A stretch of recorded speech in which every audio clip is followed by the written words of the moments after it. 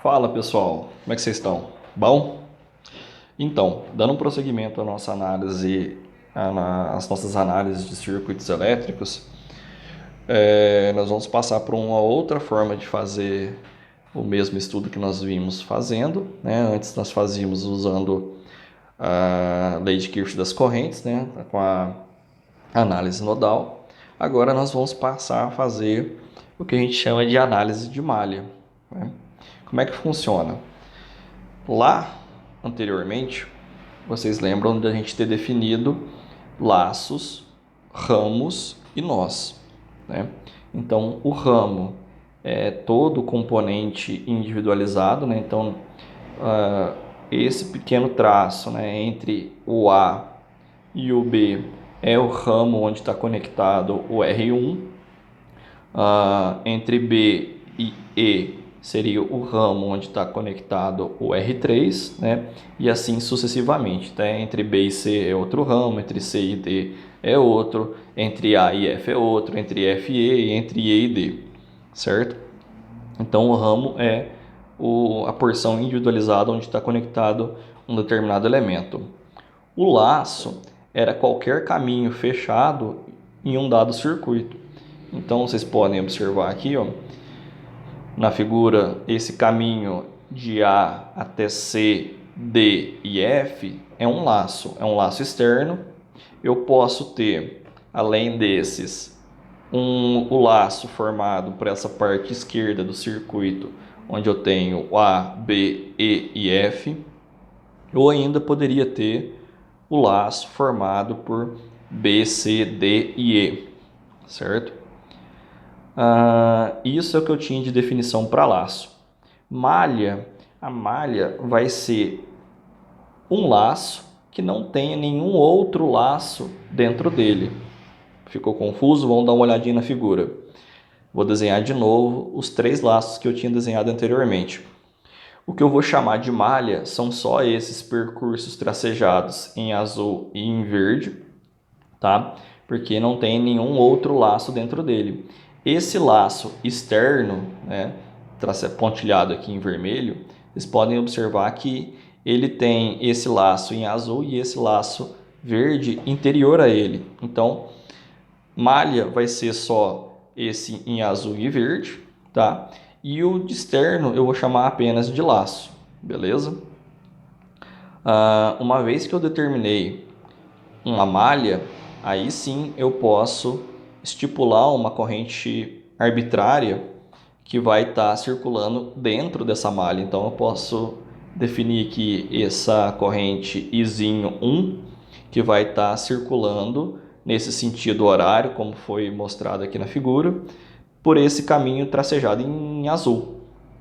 Posso definir também uma outra corrente Izinho 2, que vai estar circulando nesse percurso tracejado em verde, certo? Então eu tenho a malha 1 e a malha 2. O que eu gostaria de chamar a atenção para vocês é que a corrente de malha que eu estou definindo aqui não é a corrente do ramo, né? Então tem a corrente do ramo 1, tem a corrente do ramo 2 aqui indicado e tem a corrente aqui do ramo I3, certo? Ela pode ou não ser a corrente do ramo, né? Vamos dizer assim, se vocês observarem a corrente I1, ela está circulando, né, no sentido que eu indiquei aqui, e essa corrente Izinho 1, ela coincide e só tem ela com essa corrente do ramo Izão 1.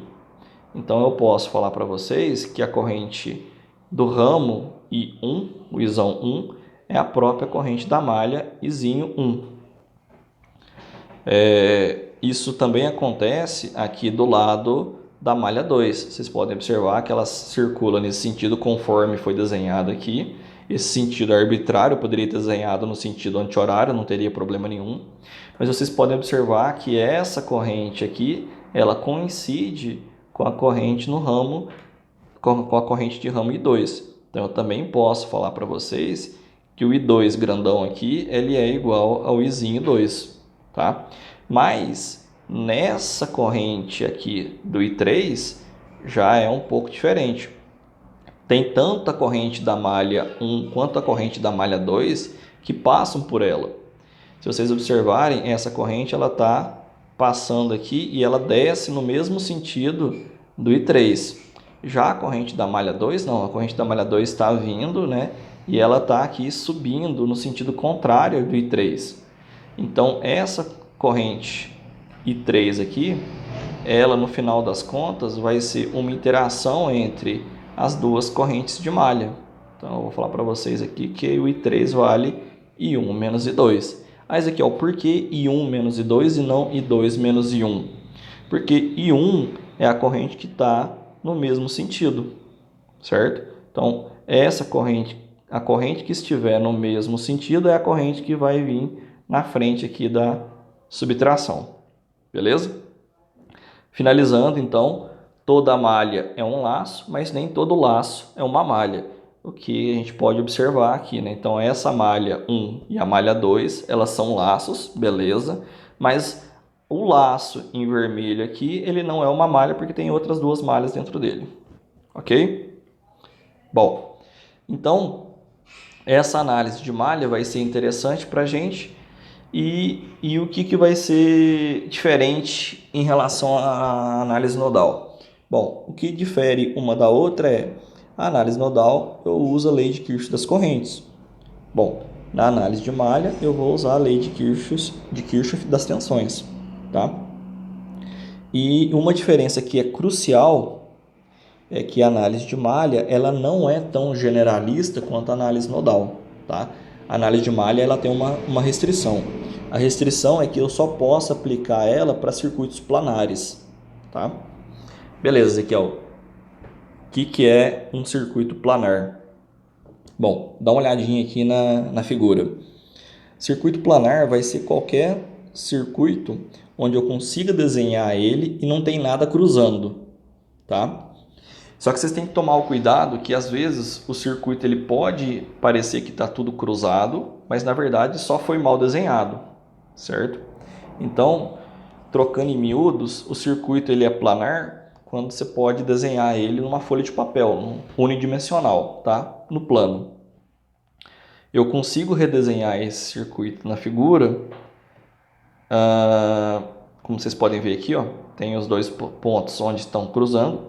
Eu consigo redesenhar ele para evitar esse cruzamento inicial, de tal forma que não tenha mais nada cruzando. Então, se vocês observarem, esse resistor de 6 ohms, eu consegui jogar ele para um lado, esse de 5 eu arrastei ele um pouquinho para o outro, de tal forma que esses dois cruzamentos que haviam aqui e não estavam conectados, né, foram desfeitos e o circuito ficou sem nenhum cruzamento. Então, pode parecer, mas esse circuito aqui da figura, ele é um circuito planar. Tá? Então, nesse circuito, eu posso aplicar análise de malha. Quando, então, que o circuito é não planar? Quando que eu não consigo redesenhar ele para ele ficar bonitinho? Bom, normalmente é quando eu tenho uma estrutura tridimensional, né? Quando você observa que ele já não é um circuito fácil de você planificar ele, né? Deixar ele plano. Nesse exemplo aqui, eu desenhei um paralelepípedo.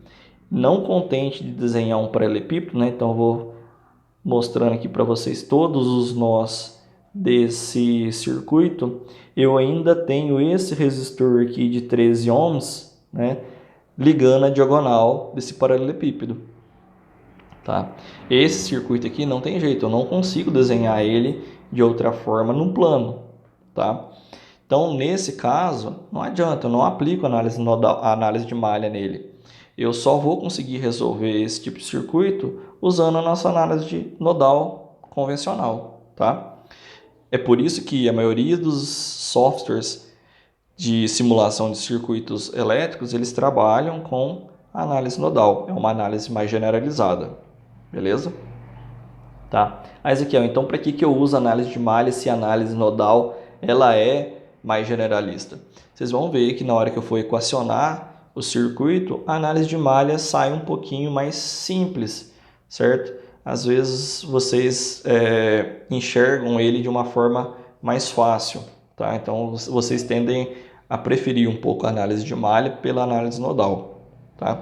Mas ambas obtemos os mesmos resultados, as mesmas formas de avaliação, com exceção dessa questão, né, de o circuito ter que ser planar, certo?